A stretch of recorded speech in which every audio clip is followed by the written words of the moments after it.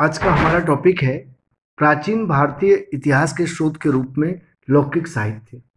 इसके अंतर्गत हम देखेंगे कि प्राचीन भारत के विशेष रूप से मौर्य काल, शुंग काल,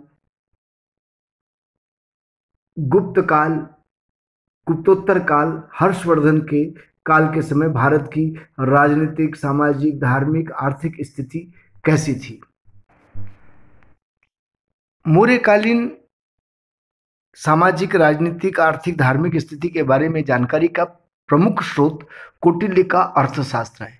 अर्थशास्त्र की रचना चंद्रगुप्त मौर्य के प्रधानमंत्री चाणक्य ने की थी। इससे हमें मौर्यकालीन प्रशासनिक व्यवस्था एवं राजनीतिक व्यवस्था के बारे में विशेष रूप से जानकारी मिलती है। इसमें चंद्रगुप्त मौर्य के समय की शासन व्यवस्था के बारे में विस्तृत जानकारी है। अर्थशास्त्र में 15 अधिकरण हैं। इसमें लगभग 4000 श्लोक हैं और इसमें जो विभिन्न अभिकरण हैं उनमें प्रथम अभिकरण में राजस्व संबंधी विविध विषयों के बारे में बताया गया है। द्वितीय अधिकरण में नागरिक प्रशासन के बारे में चर्चा की गई है और इसके बाद फिर फौजदारी एवं व्यक्तिगत कानूनों का उल्लेख है। इसके बाद सभासदों एवं उनके अनुचरों के कर्तव्यों का वर्णन है। राज्य के सप्तभंगी सिद्धांतों का भी वर्णन है। छठे अधिकरण में राज्य के साप्त अंगों में स्वामी, अमात्य, राष्ट्र, दुर्ग, बल, कोष, मित्र आदि का वर्णन है और इनके कार्यों का वर्णन है। और अंतिम 9 अधिकरण जो है वो राजा की विदेश नीति, सैनिक अभियान, युद्ध, संधि आदि के बारे में वर्णन करता है। मौर्यकालीन प्रशासनिक व्यवस्था के अंतर्गत अध्यक्षों एवं तीर्थों का वर्णन भी कौटिल्य के अर्थशास्त्र में है। इसमें एक युक्त नामक अधिकारी का वर्णन किया गया है जो अशोक के अभिलेखों में भी वर्णित है। इसके अतिरिक्त इसमें उच्च अधिकारियों, मंत्रियों की नियुक्ति की पद्धति के बारे में भी वर्णन किया गया है। इससे हमें कई गणराज्यों के बारे में भी जानकारी मिलती है। विशेषकर मद्र, कंबोज, लिच्छवी, मल्ल आदि गणराज्यों का उल्लेख भी कौटिल्य के अर्थशास्त्र में है। इससे हमें सामाजिक व्यवस्था के बारे में जानकारी मिलती है। इसमें नियोग प्रथा एवं विधवा विवाह आदि प्रथा की जानकारी प्राप्त होती है, जिससे यह ज्ञात होता है कि ये प्रथाएं उस समय प्रचलित थी। इसने यानी कि कौटिल्य ने अपने अर्थशास्त्र में यह वर्णन किया है कि राजा शिकार के लिए निकलता था तब वह राजकीय जुलूस के साथ चलता था और सड़कों पर उसकी सुरक्षा बड़ी मजबूत की जाती थी और सम्राट की अंगरक्षिकाएं महिलाएं होती थी। इस प्रकार कुछ वर्णन उसने इस प्रकार का किया है जैसा कि वर्णन चंद्रगुप्त मौर्य के समय आए विदेश यात्री मेगिस्थनीज ने किया है। चंद्रगुप्त के समय यूनानी राजदूत मेगिस्थनीज भारत आया था और उसने इंडिका नामक ग्रंथ की रचना की थी और उसमें भी उसने कुछ इस तरह की बात लिखी है कि अंगरक्षक महिलाएं होती थी, राजा अपने शरीर पर मालिश करवाता था, राजा आखेट पर जाता था। इन सब का वर्णन भी कुछ मिलता जुलता मेगिस्थनीज ने अपनी इंडिका में भी किया है। हमें कौटिल्य के अर्थशास्त्र से उन बातों की भी जानकारी प्राप्त हो जाती है जिनका वर्णन मेगिस्थनीज की इंडिका में नहीं है। एक प्रमुख व्याकरण के विद्वान थे पणिनि और पणिनि की प्रमुख ग्रंथ है अष्टाध्यायी। पणिनि ने अपनी रचना अष्टाध्यायी में व्याकरण के नियमों का वर्णन किया है और यह बहुत प्रसिद्ध व्याकरण का ग्रंथ था और इसी आधार पर बाद में व्याकरण के ग्रंथ लिखे गए। हमें मौर्योत्तर काल के बारे में जानकारी प्राप्त करने का प्रमुख स्रोत महाभाष्य मिलता है। महाभाष्य की रचना पतंजलि ने की थी। पतंजलि के बारे में यह माना जाता है कि पतंजलि शुंग काल के शासक पुष्य मित्र शुंग के पुरोहित थे और उन्होंने अपनी रचना महाभाष्य में यवन आक्रमण की रचना की है। इससे हमें जानकारी मिलती है कि यवनों ने साकेत एवं मध्यमिका तक आक्रमण किया। एक अन्य ग्रंथ है जिससे हमें यवनों के आक्रमण की जानकारी मिलती है। उस ग्रंथ का नाम है गार्गी संहिता। गार्गी संहिता वैसे तो ज्योतिष का ग्रंथ है, लेकिन इससे हमें यवन आक्रमण का भी उल्लेख मिलता है। गार्गी संहिता के में उल्लेख मिलता है कि यवनों ने साकेत, पांचाल, मथुरा होते हुए कुसुम ध्वज के पास तक आक्रमण किया। कुसुम ध्वज मतलब कि पाटलिपुत्र तक आक्रमण किया। प्राचीन काल का एक प्रसिद्ध विद्वान था कालिदास। कालिदास की रचनाओं से हमें शुंगकालीन व्यवस्था के बारे में भी जानकारी मिलती है और विशेष रूप से चंद्रगुप्त विक्रमादित्य के बारे में जानकारी प्राप्त होती है। कालिदास की प्रमुख रचनाएं थी मालविकाग्निमित्र, विक्रमोर्वशी, अभिज्ञान शाकुंतलम, ऋतुसंहार, रघुवंशम, कुमार संभव एवं मेघदूत। इसमें मालविकाग्निमित्र, विक्रमोर्वशी और अभिज्ञान शाकुंतलम ये नाटक हैं। ऋतुसंहार एवं मेघदूत खंड काव्य हैं।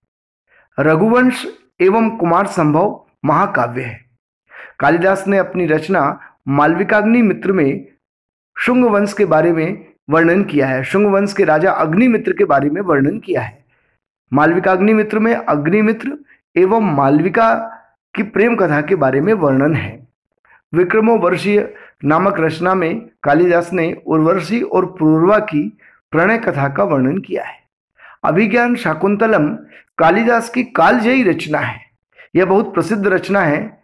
इसमें कालिदास ने हस्तिनापुर के राजा दुष्यंत एवं शकुंतला की प्रेम कहानी का वर्णन किया है।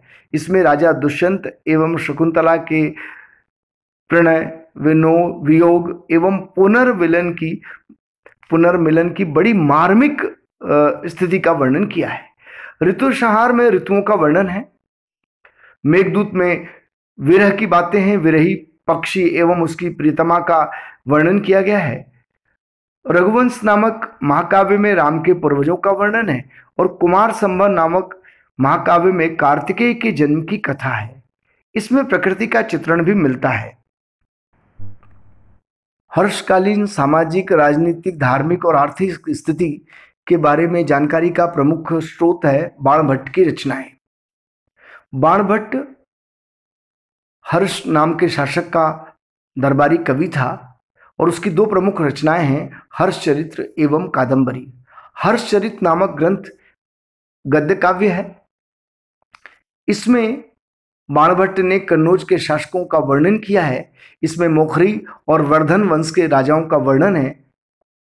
प्रभाकर वर्धन, राज्यवर्धन और हर्षवर्धन के बारे में वर्णन है और विशेषकर हर्षवर्धन के सैन्य अभियानों एवं उसकी प्रशासनिक व्यवस्था के बारे में बाणभट्ट ने वर्णन किया है।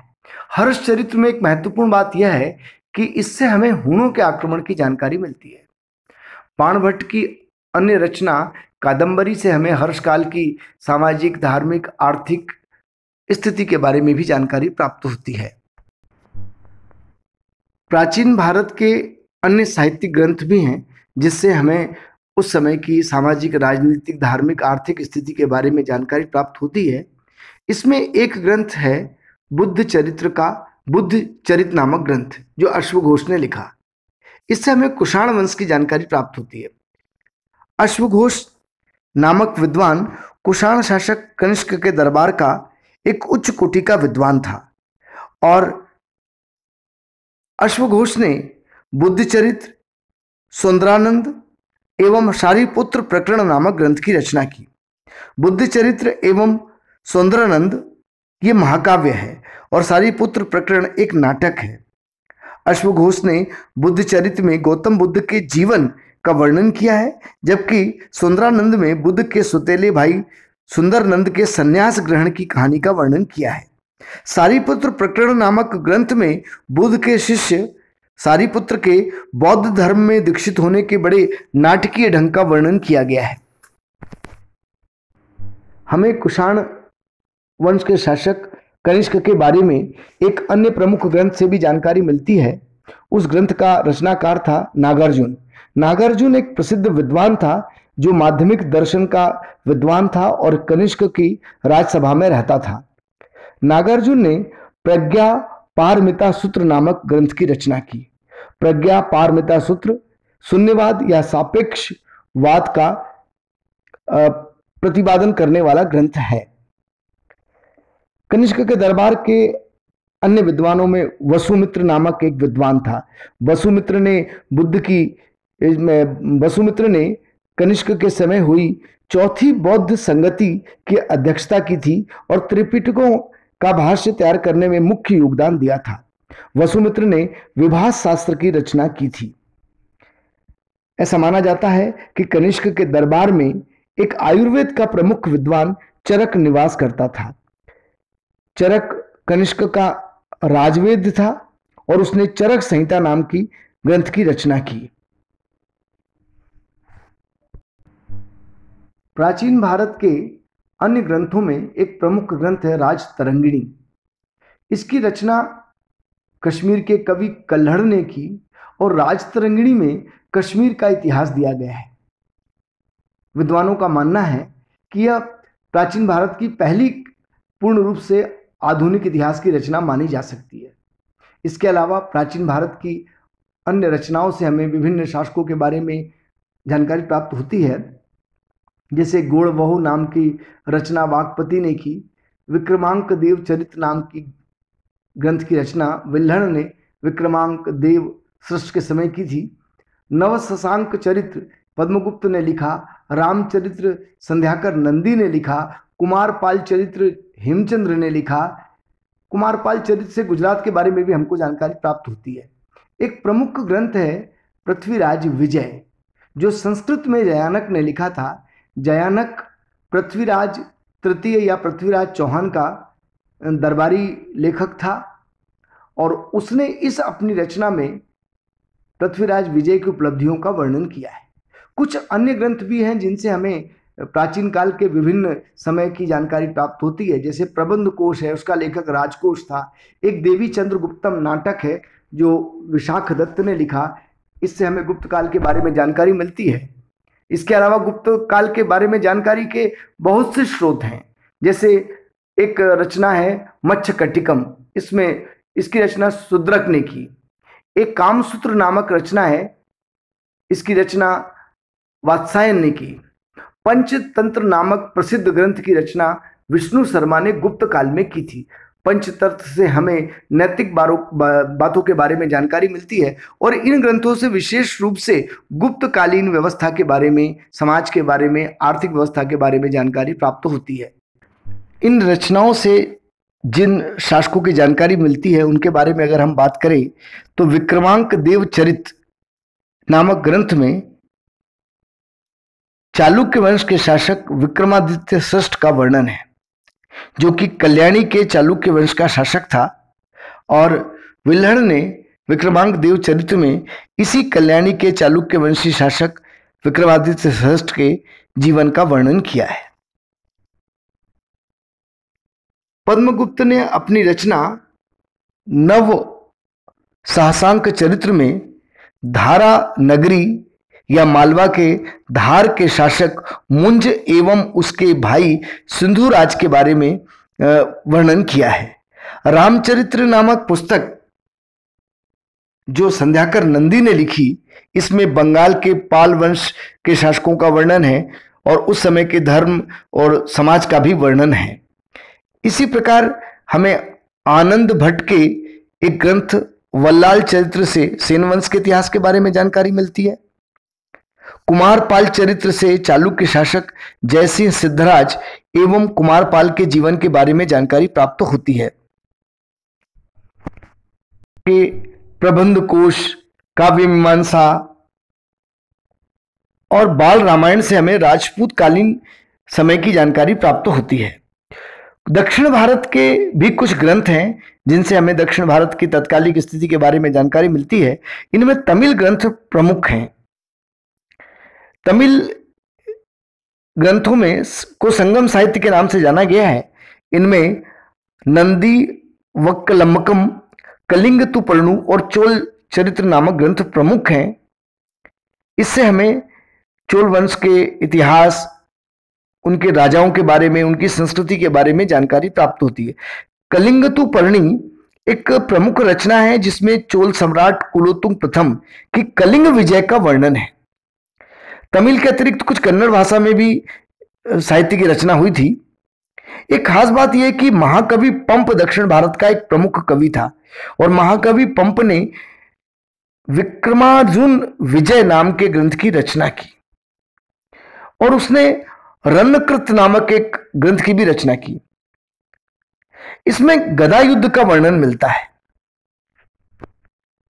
इस प्रकार हम देखते हैं कि लौकिक साहित्य या रचनाओं से भी हमें प्राचीन काल की विभिन्न जानकारी मिलती है।